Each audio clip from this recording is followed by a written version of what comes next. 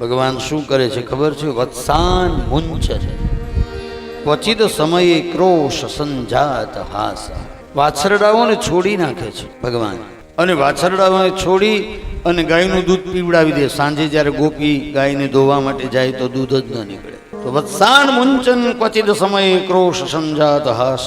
સ્થેયમ તદ્વાદ પયદધિપય કલ્પિતે સ્થેય યોગે. ક્યારેક મહીનું મટકું ફોડી નાખે તો ક્યારેક દૂધ ઢોળી નાખે. અને એટલું જ નહીં, મરકાન ભોક્ષણ, વાંદરાઓને ખવડાવી દે માખણ.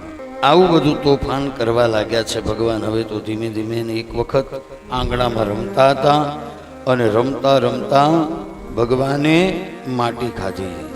અને માટી ખાધી ભગવાને એટલે બલભદ્ર આદિ જે બાળકો હતા એમણે જઈને માને ફરિયાદ કરી કે માં, કનૈયાએ માટી ખાધી છે.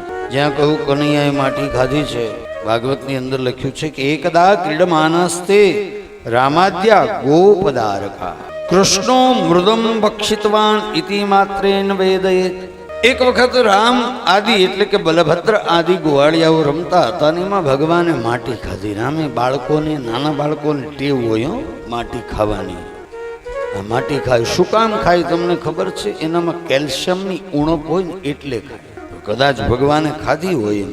એટલે કૃષ્ણો મૃદમ ભક્ષિતવાન ઇતિ, ભગવાન કૃષ્ણએ માટી ખાધી એવું જોયું એટલે જઈ અને માં યશોદાને ફરિયાદ કરી બધાએ કે કનૈયાએ માટી ખાધી. એટલે માં હાથમાં લાકડી લઈને આવી છે, અને લાકડી લઈને આવી અને કનૈયાને કહે છે માટી ખાધી છે? ના માં નથી ખાધી. બોલવામાં તો હોશિયાર. ના નથી ખાધી. નાહમ ભક્ષિતવાન અંબ સર્વે મિથ્યા વિસંશિનઃ. કહું કે માં મેં માટી નથી ખાધી. આ બધા જેટલાએ તને ફરિયાદ કરીને બધા જૂઠા છે. સર્વે મિથ્યા વિસંશિનઃ, ખોટી શંકાઓ કરે છે કે મેં માટી નથી ખાધી. યદિ સત્ય ગિરસ્તરહિ સમક્ષમ પશ્ચમે મુખમ. જો તને મારા ઉપર ભરોસો ના આવતો હોય તો હું મારું મુખ ખોલું છું, જોઈ લે મેં માટી ખાધી છે કે નહીં. તને ખબર પડશે ને, મોઢું ખોલીશ એટલે મોઢામાં માટી તો હશે ને. જ્યારે ભગવાને મુખ ખોલ્યું, 14 ભુવન 68 તીર્થ ગંગા યમુના ચાંદ સૂરજ મુખમાં. આ બધું જ માતાને મુખમાં બતાવ્યું છે. અને મુખમાં બતાવ્યું, માને મૂર્છા આવી ગઈ છે. મૂર્છા આવીને માતા નીચે ઢળી પડી. કારણ કે આ બધું મુખમાં જોયું એટલે મૂર્છિત થઈ ગઈ. અને મૂર્છા આવી એટલે ભગવાને લીલા કરી છે. કારણ કે ભગવાન જાણે છે કે જો આ 14 બ્રહ્માંડનું મેં દર્શન કરાયું, હવે જો માં મને ઓળખી જશે તો માનો પ્રેમ મને જે મળે છે ને એ માનો પ્રેમ મને નહીં મળે.